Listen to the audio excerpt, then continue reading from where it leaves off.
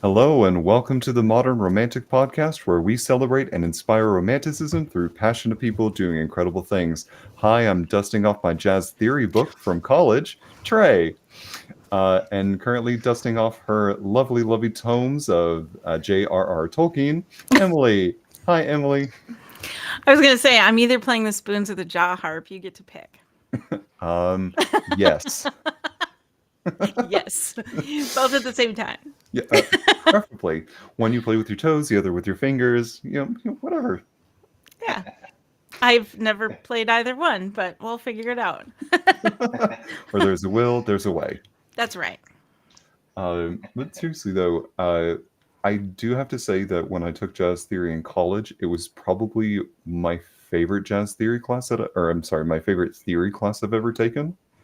The professor in college actually forced all of the people in that class to have to get up and do improvisations, to not just sit there and sing, but it would be you would analyze it and then you would immediately apply that to the instrument that you played.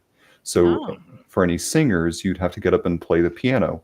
Nothing crazy, just like improvisations over some chords. We do blues rhythms. We do or blues. Analysis. Wow. For somebody who has 2 degrees in music, I'm really screwing up my terminology. Please forgive me. But point being is that we would have to improvise, and it wasn't just a we tell you, you analyze, you had to do something with it. And it was a really, really cool memory. hmm hmm fascinating. I don't even, for someone who has never really taken a formal music class, other than some piano lessons when I was a kid, I don't know what the beginning of jazz theory would look like. I don't know what that is. Other than I know there's a lot of improvisation. This is a new concept for me, so like Well, music to me seemed so structured that there's no way you could improvise.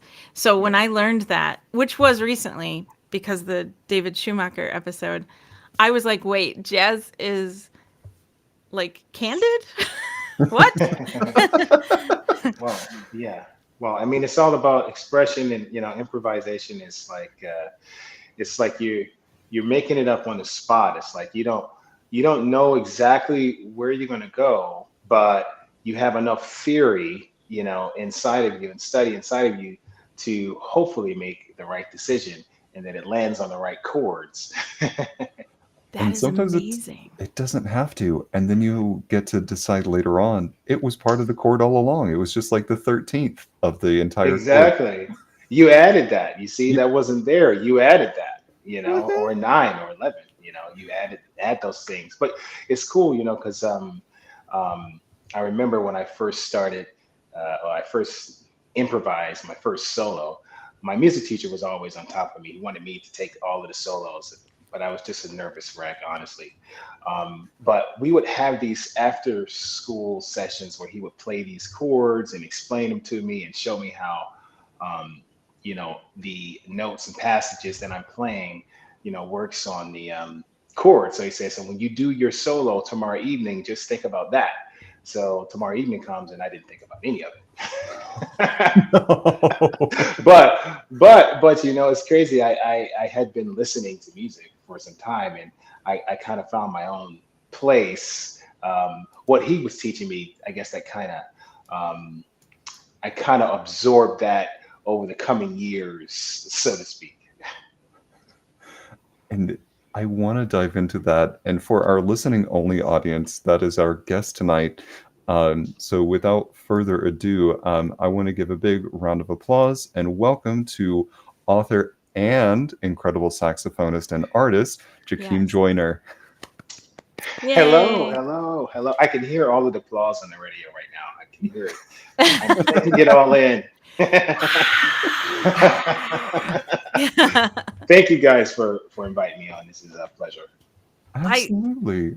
loved reading about you and seeing that you were a sci-fi author as well as a musician. That was really, I love that multifaceted talent that you have, but also like you have been awarded in both categories for various things and have seen Mhm. a lot of success.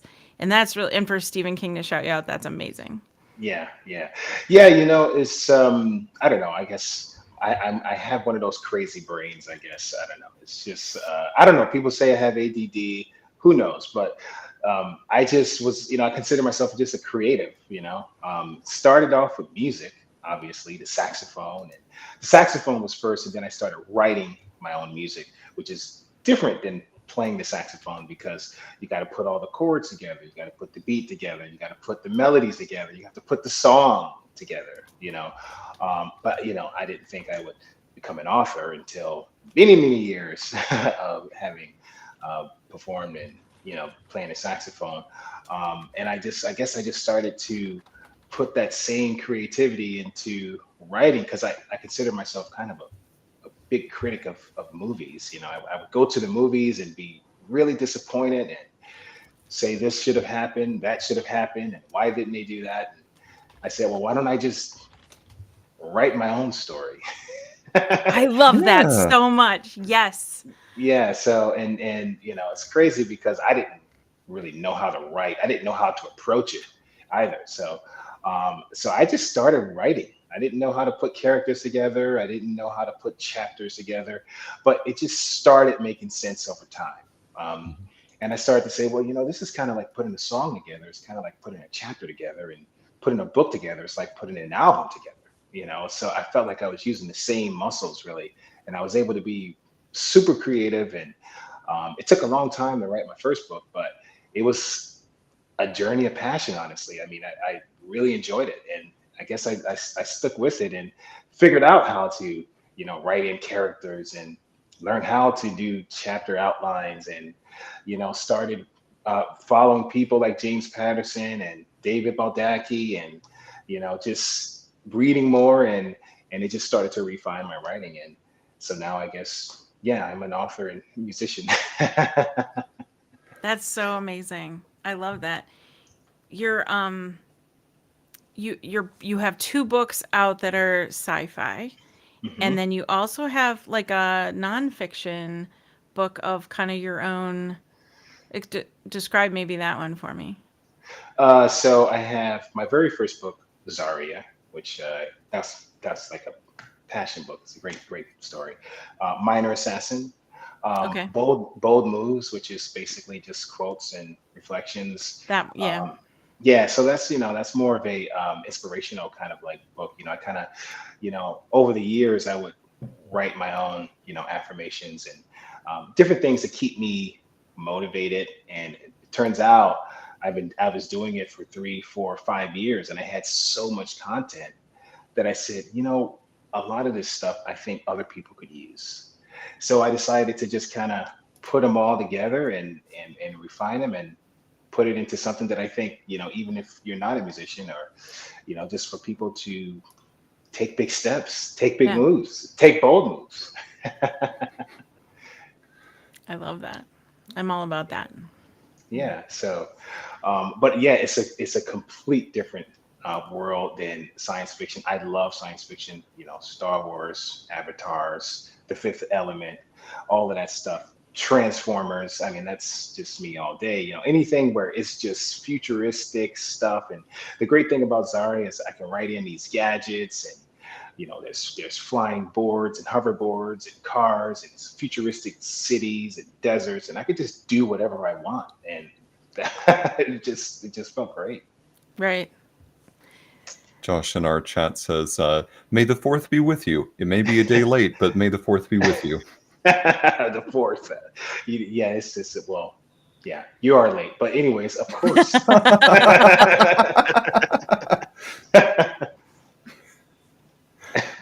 So when you got started with the saxophone specifically, what about that instrument specifically attracted you? Like, what compelled you to want to play the saxophone? Wow, that's a great question. It wasn't my first choice of an instrument, actually. Saxophone wasn't. I wanted to be a drummer, believe it or not. So I had this big idea that, I was going to be this big time drummer. So when I started to go to high school, and my mom took me to high school, I said, put me in a band so that I could play the drums. And, turns out they had enough drummers already. Everyone wanted to play the drums, So the music teacher was just kind of a little annoyed by that. He said, try something. If you want to be in the band, what we need is we need a band for the pep rally. So I need you to either play a woodwind instrument or brass instrument. And I'm like, okay, I don't know what woodwind means. I don't know what brass. I'm 14. So what's a brass instrument? He showed me the trumpet. There's like 3 little valves on it. And I said, gosh, that seems limited because there's only 3 notes. Turns out you can play all the notes on the trumpet. I saw the big gigantic tuba thing, it's as big as a house. And I'm like, there's no way I'm gonna mess with that. I saw the flute, and I'm thinking the flute was only for girls, and why is he showing me this? And then I saw this instrument that it looked like it was made of gold. I think it probably had somewhere of 1,000 buttons on it. It looked really expensive. I think from what I can remember, it was floating on a cloud. There was a rainbow going over it, and there was a choir singing from the heavens, and sparkles flying everywhere over this instrument. And I asked my music teacher, I said, "What is that?" He said, "That, young sir, is a saxophone." And I said, "Show me how to play that." And that's my story on how I started. And he gave it to me, and I took it home, and I just started practicing every single day. I don't know what it was, but something really connected me with the instrument. He gave me a cassette tape. That doesn't date me. I'm really not that old, but we did have tapes back then in high school, but cassette tapes. On the tape, we had Grover Washington Jr., Charlie Parker, John Coltrane, all of these artists that I didn't know who they were at 14, but it's just something about their sound that resonated with me. And I just started trying to play what they were playing. And it was this huge challenge that I took on. And all of a sudden, I forgot about the drums. I just want to pause for a second because we have a strange video thing happening, and I've been trying to solve it and I cannot. So I'm just going to pause the episode. I'm going to write down what time it is so I can edit this out later. I don't know, but every now and then, do you see that on the screen, that thumbs up thing? Yeah. I don't know what's causing that. Yeah, is that what is that? Is that I thought that was coming from you guys or fans or something. That's what I thought at first too, and maybe it is, but it's like I've never seen it before today. It's just saying thumbs up. That's it's like it's a good thing, but it almost looks like thought bubbles coming from you. So I don't know I don't know, and I was wondering if this is going to sound strange. I was wondering if because you had your hand like on your arm, if it was catching you doing it, but it's not doing it for me. Catching me doing this? Yeah, like maybe it's emulate. Yeah, see? Oh, wow. Oh, it seems Why is it doing that? Wait. Are you on an Apple device right now? I am, yeah. Okay. I think there's if memory serves me, there is a filter or there is some sort of thing that it recognizes whenever you do certain hand gestures. So I think thumbs up might be one of them. Don't quote me on that. Do not quote me on that. I never heard of it. Wow. I haven't either. Unique. That would be really. I thought that was live. Those, see, and maybe it is hands. We're going to treat it like it's thumbs up from the audience. Well, I don't have an Apple. Hey, okay, so I guess if you're just. Yeah, look at that. It's so cool. Wow. So, I guess if you're just so conscious of it, then you know. Oh, okay. So now I know.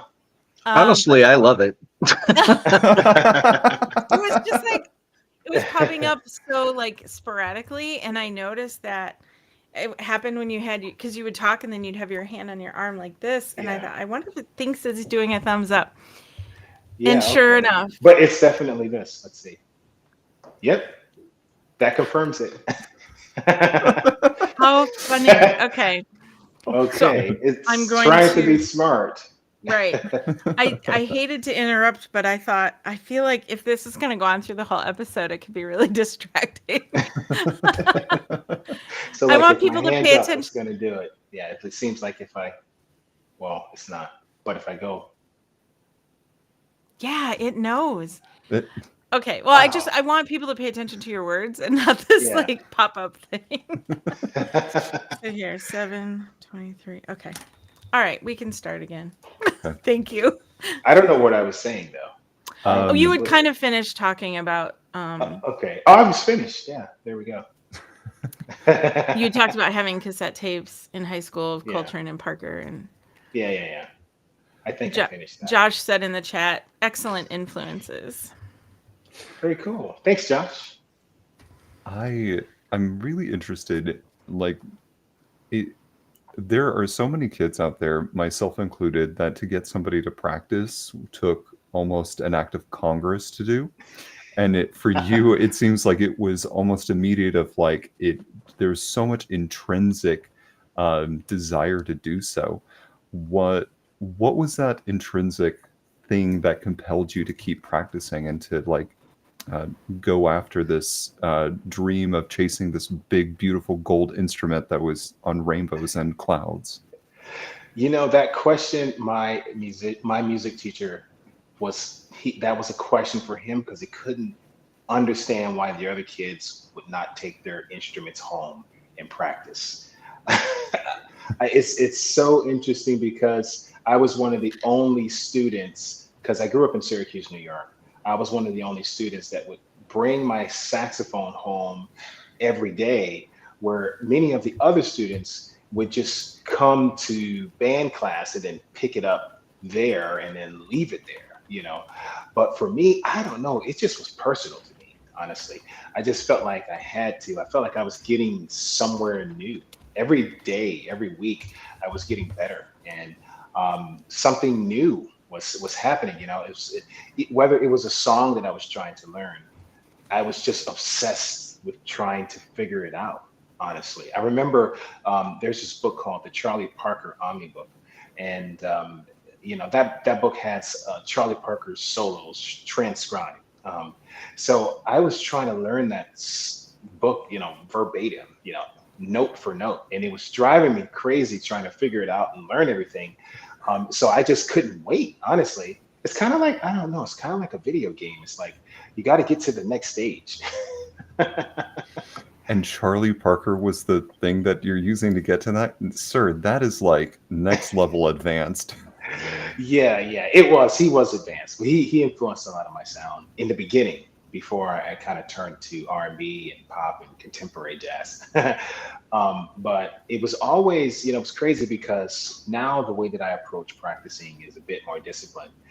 When I first started, I would practice for a long time, not knowing that if I just kind of slow down and practice slower, I'd actually learn faster. But my goal was like, I want to know how to play it as soon as possible.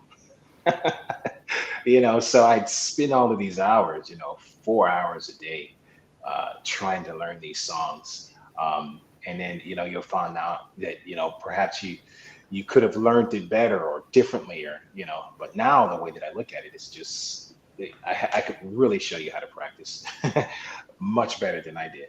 But I would say, putting that time in, because the thing about an instrument is it's really just going to be time. Honestly, a lot of people ask me, how do you get that good? How do you get that tone? Honestly, it's just a lot of time, lots and lots of time, just becoming one with the instrument. Learning everything there is, and that's just going to be sitting with the instrument for hours and hours and hours, weeks and weeks and weeks and years and years and years until it's second nature. So, but I enjoy practicing. I don't enjoy it as much now because I tour a lot. So it's kind of work, but I'm still looking for challenges though. Did you have a good place to practice where you No. weren't? No. No, they were hammering it. We had a little apartment, and yes, everyone was terrified by the loud sound of an instrument coming through the wall from someone who's only been playing for a couple of weeks. I was playing really, really, really loud. And it's interesting because, gosh, my mother, I really have to give her some props for accepting that. Because quite frankly, it was, just learning how to play an instrument, especially someone like me who's just wants to play for hours. Because you can imagine, if I had a son, he was practicing, and I wasn't a musician, and he was playing for 2 hours. I'd probably give him the benefit of the doubt of playing really loud for 2 hours. But on that third hour, I'm probably coming in there.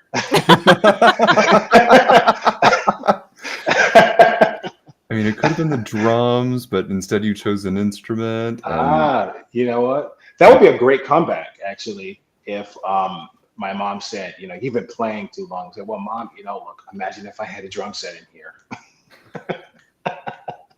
Could have been worse. But see, could have been worse, So, but yeah, no, I mean, yeah, you would hear, eventually people don't want to hear it. So, yeah, I relate to that. I took flute lessons in college.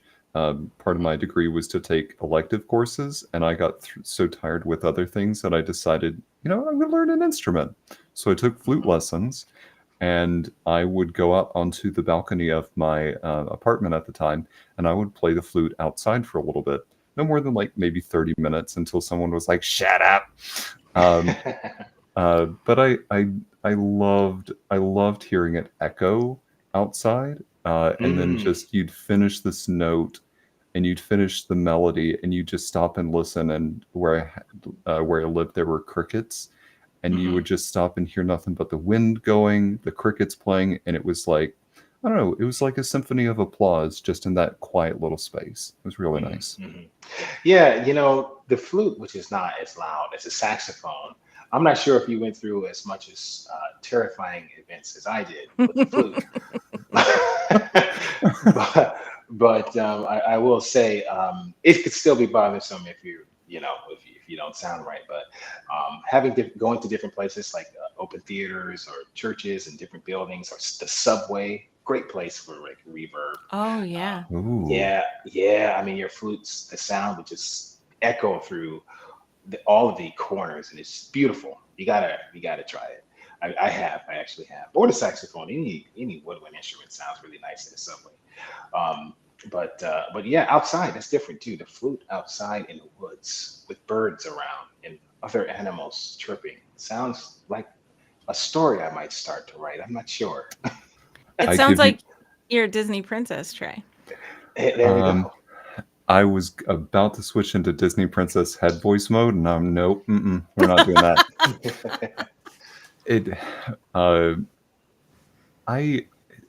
I didn't grow up in a musical family or people that like I would sing and do theater and that sort of thing, but none of the rest of my family did. I'm curious if there are any other people in your family that are musically inclined, or were you the like sole musician of your family? Well, my father was a bass player and guitar player and singer. So, my mother used to go with him on gigs and things like that because he played guitar and bass. So I guess it's kind of a family thing. It wasn't something that he taught me how to do, or it wasn't something that he was pushing me to do or anything like that. In fact, my mother and father were divorced for the majority part of my life. So, but yeah, he was a musician, So no one thought or knew that I was going to become a musician. But I think that it's definitely something that's inside of me. I felt like even though I didn't know what to do with the saxophone when I first picked it up, I kind of felt like it was already something in me that was kind of there and kind of just ready for it, if that makes sense. No, it definitely does. Yeah. I mean, it seems like that saxophone really unlocked something in you, and it just clicked, like you said. So no, it definitely makes sense. Yeah, and then later on, I became a writer, for music, or a producer, because most of my songs that are out now are songs that I've written. Which is kind of a different world, kind of. I mean, it's because you're not looking at the song from the context of your part as a saxophone player. You're looking at it now from the context of the entire song, which is all of the parts, which is what makes a producer a producer. I didn't think that I was going to become a producer. My story of a producer starts in a place called Radio Shack. I'm not sure if you've heard of Radio Shack. Yeah. Mhm. They had a little Casio keyboard in there. And Yep. then on this keyboard, because they would let you go in and play the keyboards or whatever, on this Mhm. one, you could actually record what you play and then play it back and record on top of it, and then play those two back and then record on top of it. I mean, that blew my mind. Like, I was like, okay, I can put drums and then put bass and then put keyboards. I think I was in there for probably 3 hours until they kicked me out and shut it off. Dang. But that was like your first taste of creating all of that like that. It was. I mean, after leaving Radio Shack, I think I left with something. I said, I got to get back into doing this. It's this. It was so fun. It was like a new adventure, honestly. I mean, because I had the saxophone, I was still learning, I was still practicing, but here comes this whole idea of putting my own music together, my own songs together, and so I'm just thinking to myself, I can't wait until mommy hopefully gets a keyboard for me for Christmas, maybe or maybe not. Otherwise, I'll be back at Radio Shack every Tuesday. I am here for my lesson. I'm here to change the world. Give me that keyboard. That's what you got to tell That's right. them. I remember the Casio keyboards in Radio Shack. Radio Shack was like one of my favorite places to go.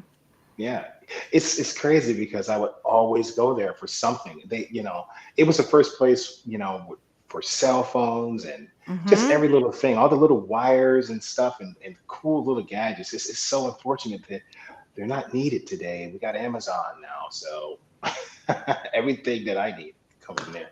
But it was a fun store. It It really was. was. When I went to the mall, when I used to go to the mall, that was like Radio Shack would be one of the first places I want to go to. Like, what's new? Mhm. There was a You know. Wonderland aspect of it. hmm Mhm. Exactly. So a lot of people don't get to experience these electronic gadgets and stuff like that we had, that was so important. That's not important now. you know. Cool. I think it was important, at least in my life, to see the possibilities hmm in hmm the electronic world. Whether I was trying to put my own car stereo in, or and try to find the right adapter, or if I was, playing with keyboards too. hmm I liked being able. It was kind of like an upgraded toy store. Yes, yes. Upgraded toy store for techies. Mm-hmm. Mhm. Or people that just want to become techies or Mm-hmm. experimental electricians or whatever. But it was the place. It really was. And then Yep. they added music like keyboards and stuff. They even had like little guitars, and I think there was even one Radio Shack that might have had like a flute or something. They started to have like little instruments sometimes. I have very It was pretty great. the one Radio Shack that we had in a very small Texas town had like some of the coolest electronic things, and my brother would go there for stereo equipment. All I remember going in with him is like staring at all this equipment, going, "Wow, do they have Pokemon stuff in here?" And that is like that is the only thing I remember about Radio Shack. Well, that's good. That's good because, gosh, the last time I walked into a Radio Shack, gosh, it's definitely more than a decade ago. You can't find them. Yeah, they went under, I thought. Mhm. Yeah, yeah. That's too bad. Well, I got what I came for. Oh, Did it's you get that Casio keyboard? I didn't, but I got the bug from it. so I looked it up quick. Radio Shack went under in 2017 with bankruptcy, Okay. and it says they are making a comeback under new ownership. They acquired Oh, this Unicomer Group acquired the brand in 2023 and is expanding it. Really? okay. And RadioShack.com still exists. I wonder what they will have in there. I can't wait. I can't imagine what they would have in there. I don't know, but maybe we should see if there's one. Find out if there's one near you, and then go visit. You can play with the keyboard. If they've got a keyboard in there, please send us an email at info@themodrom.com and tell us where it is so that we can make a lovely mecha journey to go find it. Oh, wow. I would do that. I think if I pull it up on Google, it'll say the nearest one is like 1,200 miles away or something. Oh, no. We got to think positive. It's going to be much closer. Okay. We'll see. We love you, Radio Shack. We love you. Yes, we do. If it wasn't for you, I might not have been a producer. How amazing! How incredible that Radio Shack would have made that different. They probably have no idea that this is what they were able to do in people's lives. I think that's amazing. Yeah, I should call them. You could probably be on a commercial. You know what? I do it for the right amount. Yeah, well, I was of course. going to say brand deal. And then your music would be on the commercials. A comeback. Radio Shack teams up with jazz artists. Something to think about. And that quote, like, if it wasn't for Radio Shack, I wouldn't have been a producer, is like that's the chef's kiss. Got me thinking. Okay, Radio Shack, if you're listening. Come on, get on it, Radio Shack. I am curious because you say that you started out, you've listened to all of these greats, Coltrane, Parker, that sort of thing, but you've also expanded into some other avenues. For me, I'm kind of curious, what does contemporary jazz sound like? What does a saxophone in pop sound like these days? Interesting question. I mean, I could go to the artists like Grover Washington Jr. is a great example, where he's kind of R&B, not, I wouldn't use the word futuristic, but it's contemporary to, where it's like got a groove to it. It's like a sound where it's a groove where people would listen to it, like if they want to dance or something like that. So you're stepping out of the traditional kind of jazz sound, like John Coltrane, and then you're going into this whole new Grover Washington Jr., who's playing R&B and soul instrumental with saxophone leading the way, and then there are artists like Kenny G, who is playing wedding songs and more sensual contemporary songs, even pop songs. And then other artists, like Kirk Whalum, Najee, Boney James. All of these artists or saxophone players are just kind of playing, what you would hear in R&B, but say on a saxophone, And I guess for me, I kind of took that route as a saxophone player after hearing a saxophone player named Gerald Albright came on the radio. He was playing a song called My, by Johnny Gill. And everyone heard the Johnny Gill version, but me being really excited on the saxophone, hearing a saxophone player play My was like, okay, wait, this is different. So a saxophone can also play these R&B cover songs. Okay, so now I need to figure out what I can learn. So it just kind of started sending me into, exploring other artists and other sounds, and because it was just so cool to kind of hear a saxophone player play like these contemporary songs. And then I heard after playing the saxophone solo to I Will Always Love You by Whitney Houston, and that was just such a big saxophone solo. So I had to find out who that saxophone player was. Turned out it was a fellow named Kirk Whalum.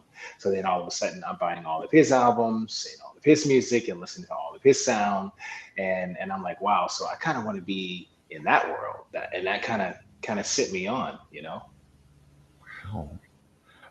The more that you tell me about how your mind works and the way that you're like your passion goes, it's always you find something and that opens the avenue to something else, and it's it never seems like it just kind of stops and you stay stagnant for a little bit. It always seems Mhm. like you're moving forward with something.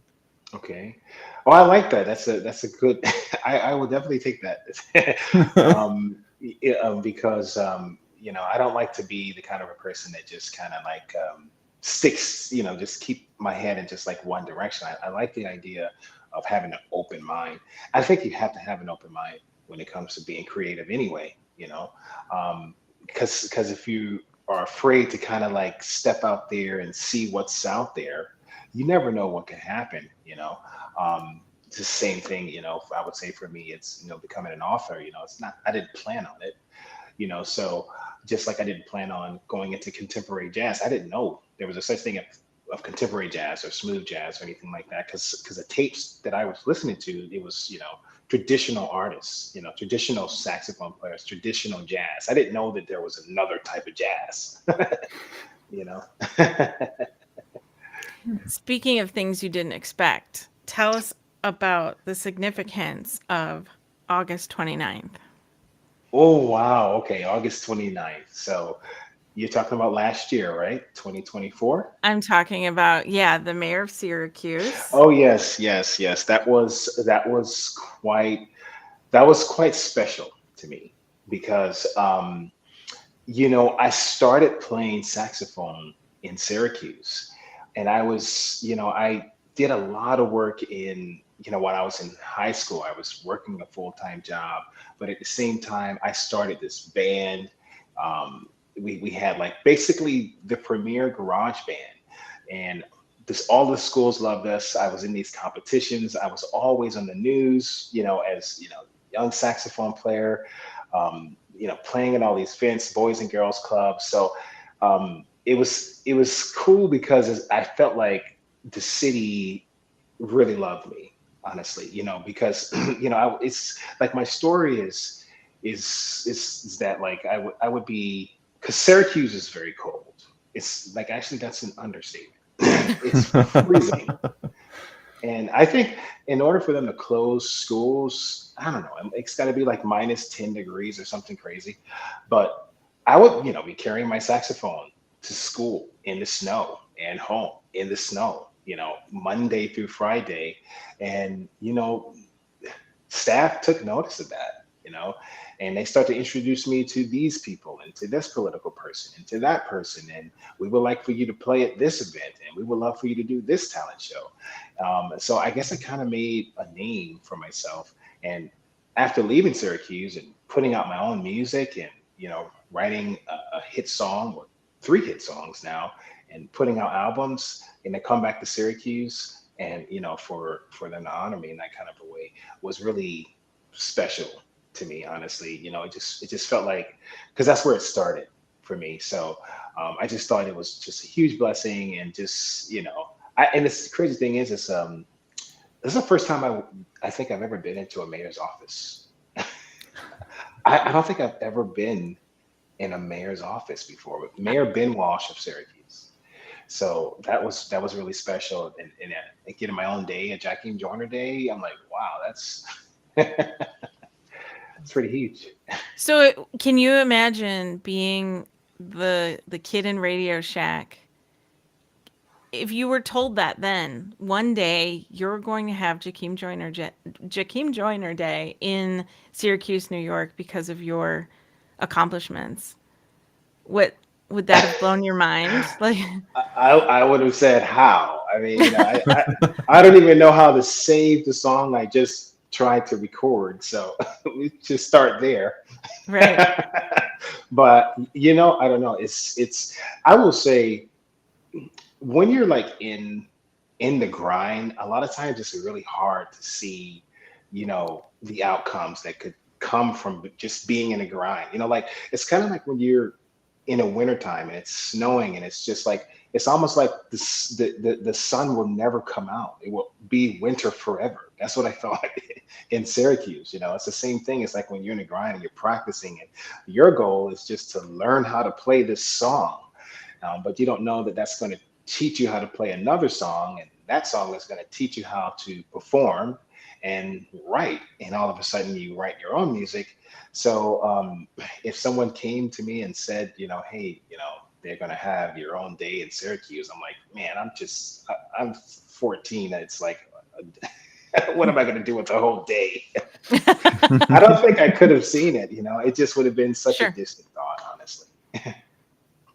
What a cool honor, though. Yeah. Congratulations for that. Thank you. Thank you. Yeah. Thank you so much. Yeah, it was a huge honor, and I'm very thankful. And honestly, I will say the city of Syracuse have definitely taken great care of me while I was there. So I love them. Props, Syracuse. You guys know I love you. Fowler High School, alma mater.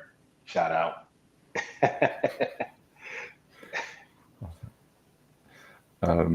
I am curious, and forgive me, I don't have the question fully formed, so I'm going to talk it through if you don't mind.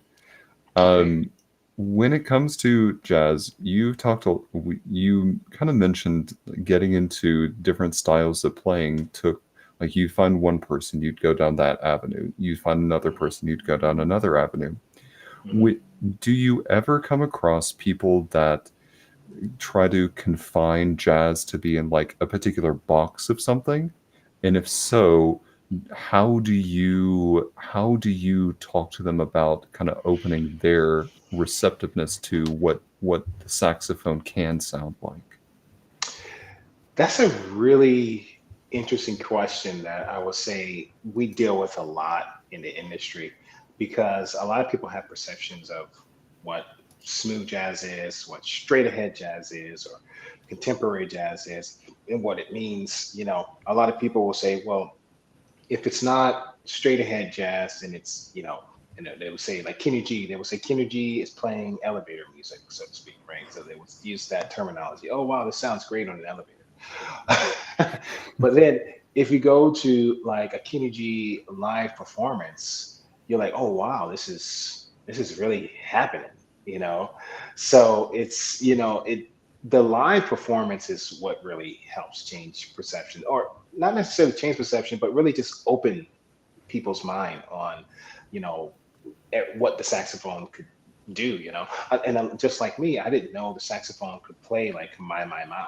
So people that are listening probably don't know that either, when they hear, oh wow, a saxophone player playing a Justin Timberlake song. Oh, I never put those two Right. together. So it's like, it's just people don't know, honestly. They just don't know. They have to be shown, and our job, is to open them up to that world of more. I mean, you can have elevator music because we need elevator music because we have lots of elevators. So, but it's nice to know that there's more. And out of your catalog of songs, if there was a song that you could convince someone to listen to say, this is what the saxophone can sound like. Ooh, So Gosh. which one would you choose and give that to them to listen that's a to? good question. Wow. Now my mind is scanning through 100 songs. I'm sorry, but I'm not sorry. Because there are so many. I would say, um, man, I do have a song that I wrote um, that's called Southside Boulevard, which has like, it's real funky, but it's got lots of horns and different things like that. I think if you heard that song, you would probably say, oh, wow, that's not anything like what I interpret the saxophone to be. Or there's another song I did. Um, I did a cover by Aerosmith called Don't Want to Miss a Thing Yeah. on a Mhm. saxophone. So Ooh. that's going to be like, that's really going to change your perception when you hear Don't Want to Miss a Thing by Aerosmith on the saxophone. So check that one out. Southside Boulevard and Don't Want to Miss a Thing. Okay. Okay. Yeah. So, because it's a rock, this is like a rock band, Aerosmith. So that's like that's like, unheard of when you hear that. That, and it's an epic song too because of the movie Armageddon. So Exactly, it's exactly. recognizable. Yeah. And it's crazy because I did that song because I was such a huge fan of the movie. Hmm. It's a good one. Yeah. It's a great movie. Some people haven't seen it, but I just Imagine. love the voice on that song. I just love his voice on that, and I just said I'm gonna take it for a shake and play it on the sax. Now when I perform live, I also do a Jackson 5 tune. I Want You Back. People Yeah. love that. So and it's on the saxophone, so it's a different thing. That's the other thing about August 29th, because that's Michael Jackson's birthday. I didn't know that. Yep. Yeah. And the reason I August know that 29th. is because it's my mom's birthday, and when growing up, we used to always remind her that it was Michael Jackson's birthday. I know your mom had to be like, I don't want him to get all the attention right now. It's my birthday, not Michael's. You're like, we'd sing happy birthday to Michael.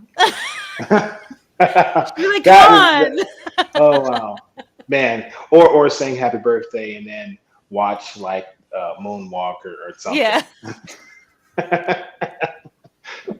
the Thriller video. Yeah. The Thriller video. Mhm.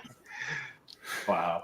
Josh said in the chat, live music is a completely different animal from the studio recordings. And honestly, Steven Tyler's voice has a sax kind of rasp. Actually, the translation makes perfect sense to me. Mhm. Yeah. Yeah. Well, thank you. I agree. Um, in terms of like writing, we talked a lot about your saxophone playing, and we talked a little bit about writing. Does music ever make its way into your writing, or do you have any plans to incorporate music things into your writing? I do, believe it or not. Okay. Can we hear more? Of course, why not?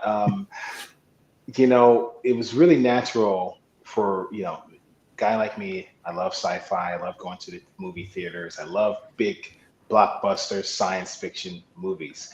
But I also like the music, you know. Um, Think Hans Zimmer, John Powell, Steve Jablonsky, right? I find out who all these guys are, and I start composing music that's more along this like cinematic type of thing. And I'm thinking to myself, how about for the next episode of Zarya, you have a soundtrack that goes with it, right? I love that idea. Oh. Yeah. So it'll be like episode 2 and then episode 2 soundtrack. So it's something that I'm actively working towards, having music accompany the writing. I love that. I would love to read a Yes. book and have a soundtrack playing also. I think that would Yeah. be so cool. It's in the music. It's just, because there's so many readers out there. A lot of people don't know. There's a lot of readers out there, even though there's a lot of people that like movies, but reading and then hearing at the same time, like you can feel the energy, from the story, from the music and the melodies. And while you're reading, I think it's a perfect way to take in a story. Yeah. Yeah. Holy cow. Yeah, we used to think in terms of like when you entered a room, what theme song would play. But imagine if you wrote this story and you could have your own theme song for your own story that you wrote, influencing the mood and the emotion of what's going on. I think that's awesome. That is like, I think that would be amazing to do that. And honestly, I am so serious about this, because I'm such a fan of those artists that compose this stuff, for these movies. And actually, I've been listening to that stuff like a lot. Like I'll go and get the movies, but I'll get the soundtracks, and I'll be just into the soundtracks just as much as these movies. So I have to do this. Yep. I'm a big fan of soundtracks too. So is Josh, who said, "Don't ask me how many movie soundtracks I have on CD." Gosh, how many movie soundtracks do you have on CD? He said, "Don't ask." Well, and then that Armageddon had both the soundtrack and the score, which are two Exactly. different things for a lot of Mhm. movies. Mhm, mhm. I used to I'm own more both so of them. talking. See, I'm always more into the score. Mhm. Um, whereas the soundtrack, there'll be like some selective songs, like the Aerosmith song "Don't Want to Miss a Thing," and then it's so cool how sometimes they'll take a song from the soundtrack, like one song, and then you'll see it in the score, just influencing some of the songs, just a little bit here, just a little bit of the melody. I think that's a beautiful thing that happened in a score when that happens. Hans Zimmer is good at that. Yeah, everyone wants to be like him. So do I. Yeah. I mean, yeah. We need to get him on the show someday. I think that would be fabulous. He's amazing because when you listen to his music, you have to think, geez, like where does he get this? It's just he's got so many great ones. There's the movie The Rock. I don't know if you guys heard of that movie, The Rock. And if you scored that. And Hunt for Red October. Yeah, exactly. I mean, he actually added the electronics and stuff like that. I think with Indiana Jones, he's one of the first to start adding, live guitar and other like electronic elements along with the orchestra. Wow. I did not know that. Wow. Yeah. Yep. There's a concert going through town that's Hans Zimmer created. That's the music of Hans Zimmer. And it makes me want to buy tickets to see that. Yeah, there's a tour happening of that. I didn't know that. Yeah. I imagine Hans Zimmer would have it on his website, but I remember seeing an ad for that recently and I went, oh yeah, that'd be cool. I would totally go. Mm-hmm. Mm-hmm. Yeah. That would be awesome. So if you had, I was going to ask if you, sorry, I lost it. I was wanting to ask if you, because you talked about how you got started writing and the books that you have written, fiction and nonfiction, and do you have plans to write more in the future besides just music with writing? Do you plan on writing more? I'm already writing. Oh, all right, good. I it's not the easiest thing when you're on tour, because I think, this year, starting this week, I'll be on tour pretty much every weekend till the end of the year. So my tour really takes up a lot of time. It's not as easy as a lot of people might think to manage both of those careers. But what makes it work for me is I love writing. So I'm passionate about it. So it doesn't really matter because I'm going to write always, and that's because I can't imagine not, I've already drafted some new ideas for some new stories. I'm almost finished with episode 3 of Zarya. I want to break up Minor Assassin into a series. And I have some other stuff that I've kind of started to that I'm actually really excited to get to. So usually I'll try sometimes, maybe if I'm flying or if I'm in a hotel or whatever, trying to find some time to just get in maybe a chapter or half a chapter, or just even if it's just the idea, or just start to put the chapter outlines together. But writing, that's going with me like to the end. So you mentioned touring. If someone wanted to see you on tour, who are you touring? Are you touring as a solo show or? Solo artist, yeah. That's awesome. Yeah, I have a band, and we're touring the country. We are going to Cancun next week. We'll be there. Awesome. For about 3 or 4 days for the Cancun Jazz Festival. So, but outside of that, I'll be in San Diego, Philadelphia, New York City. I'll be down in Florida, San Diego, Los Angeles, pretty much all over the country this year. So I'm looking forward to it. Chicago, pretty big tour happening this year. Are you perhaps coming to Charlotte, North Carolina? I am coming to Charlotte, North Carolina. Yes, I will be performing at a venue called Middle C Jazz Club in Charlotte. So are you in Charlotte, Trey? I am just outside of Charlotte. Well, then I will totally not buy you a drink if you do not come to my show. Let me in Charlotte. I'm gonna put this into my phone. I think it'd be cool if we even went to Charlotte in October, and then we could both go. We could all go. Josh, obviously, too. I'm going to be there for 2 nights. I'm going to be there for 2 nights. There's really no excuse not to come. That's right. Mhm. It's just a plane ticket and Yeah. but Trey, you could go for sure. Yeah. Okay. You do not have plans in October I do not have except for plans. this. No one has plans on October on a random Saturday. That's No. right. I'm all right. I am putting this in my phone as we speak. Are your All tour dates on right. your website then? They are on my website. Okay. Not all of them, but I know the North Carolina one is Okay. the Charlotte, North Carolina. I will be Okay. in Durham on Sunday. I'll be in Durham, North Carolina this Sunday. But Charlotte, that'll be in October, I believe. So yeah, Okay. come on down, Cool. you guys. Yeah. And I have my books. Oh, good. I always bring my books. I bring my books to my shows. Yeah. You should. I do. Yeah.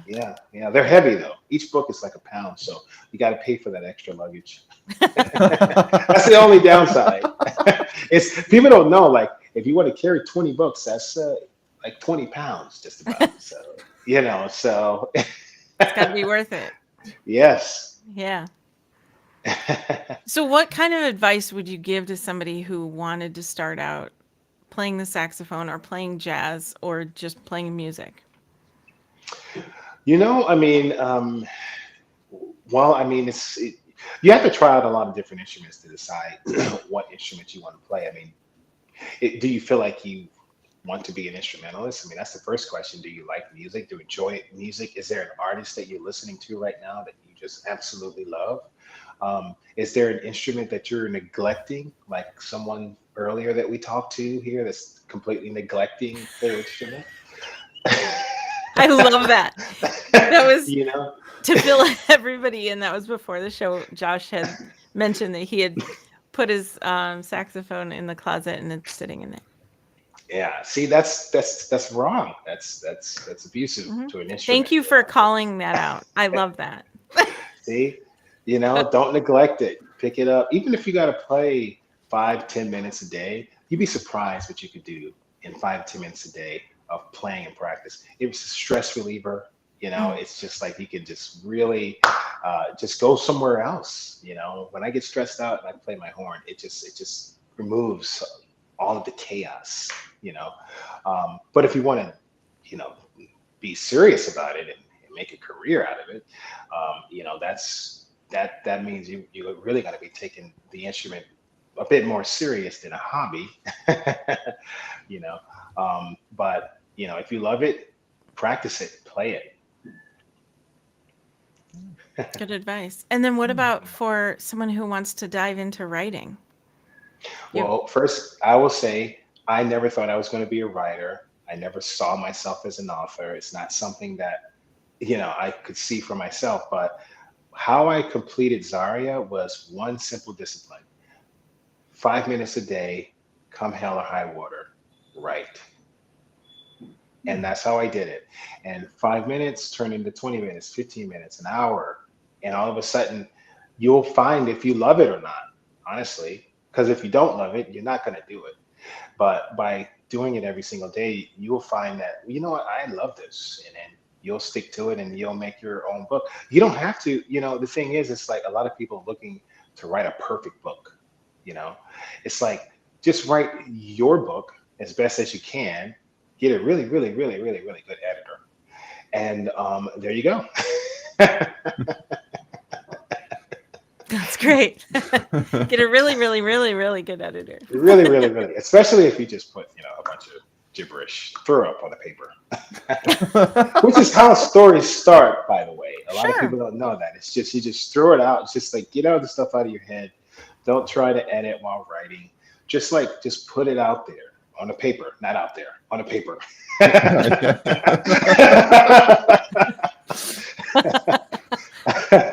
Thank you for that clarification. That's wonderful. There was something I read recently that kind of plays into that. That's something that we hear a lot on the show too, is like, I'm nervous getting started. I teach some art classes and there's always someone in the class that's like, well into adulthood who feels like they should somehow be better at it than they are. And this is a beginner art class, beginner. And so I read something recently that said your first workout will be bad. Your first podcast will be bad. Your first speech will be bad. Your first video will be bad. Your first anything will be bad. But you can't make it to your 100th without making your first. That's so perfect. That is so perfect. You Yeah. have to do it bad before you can do it good. You Mm-hmm. know, you got to do it. You got to be bad a lot before you can be good. You know, even it's the same thing with writing from performing. It's all the same. You just have to give yourself that chance. Yeah, a lot of people are perfectionists and very self-critical, like me. I feel like that's a but common And us. trait. Mm-hmm. Yeah. but Relatable. I kind of found out how to separate myself from myself, if that makes sense. Or Yeah. I don't know, view myself in third person, I guess, and just kind of allow myself the space not to be perfect. You know, and honestly, when you give yourself that space, that's where creativity thrives. It comes from when you give yourself the right not to be awesome all the time. Yeah. Absolutely. That's solid. Give yourself some grace. There you go. Um, Jakeem, I think my last question for you before close out the podcast. We like to ask this question of our guests because the answer always changes. I don't think we've gotten any repeat answers yet. Um, Oh, yeah. I didn't think about it like that, but you're right. so if you were to sit down to lunch and have anybody in the world sitting on the opposite side of that table from you, who would it be? Oh my, wow. Because there are so many. They alive or dead, or they have to be alive. Alive or dead? Well, gosh, man, why did you ask me that question? There's no because wrong answer. because there's two people, Okay. Quincy Jones. Okay. Quincy Jones. I'm like, okay, how did you guys do Thriller? Like, just walk me through. Walk me through Thriller. And Hans Zimmer, honestly, Oh, I mean, I would yeah. love to have a Oh, conversation with him and just see how, like, I don't know. I don't know if I could really pick his brain because it's so much there, and I don't think a lunch would do it. But gosh, what would I ask? I would have to really, really have to practice what I'm going to ask either one of them, Mm-hmm. because you know, it's so much to absorb from what they've done, honestly. agreed. But was the rules one person or two people? We can give you two. We'll Yeah. give you two. It's fine. Thank you. Yeah. We're not much for rules around here. I love it. I love it. I love not having rules. It's great. Well, Jakeem, I have got to say, there's such a warmth and an authenticity to how you present yourself, and the way you talk about approaching music and approaching your writing is always like the advice that you just gave is giving yourself space for that to not be perfect, but also Mhm, to have fun. And I feel like that mhm. comes across so much, and it's really needed. So thank you Thank so you. much for sharing that with us today. Thank you. Thank you. Thank you. You know, it's something that I learned was as a performer, I was always like wanted everything to be perfect at the shows. And someone came to me, I don't know who it was, but someone that I looked up to. And they were just so relaxed and they just almost like didn't care, you know. And it's not that they didn't care, they just like, I'm just going to have fun. And after this, I'm going to get a drink. You know, and it's just that mindset that just told me just to not be so rigid about my show. So Yeah, and just have fun with it. have fun. You That's might it. as Have fun. well. Might Yeah. as well have fun. Have a good time. If you mess up, do it with an attitude. Right. Do it with an attitude. Yes. Well, ladies and gentlemen, for our listening audience, you can find Jackiem on Instagram at Jackiem Joyner. Joyner is Joyner. There's also his website, JackemJoyner.com, where you can find his tour dates. You can find more information about his writing and a whole host of other goodies, including some of his original music. Um, as we wrap this episode up, We want to thank our listening audience for tuning in. Thank you so much. You can find more behind-the-scenes content and other conversations you won't hear anywhere else on our Patreon. Search for us under The Mod Rom, or go to our website, themodrom.com, for other episodes and more goodies. Thanks so much for tuning in. Have a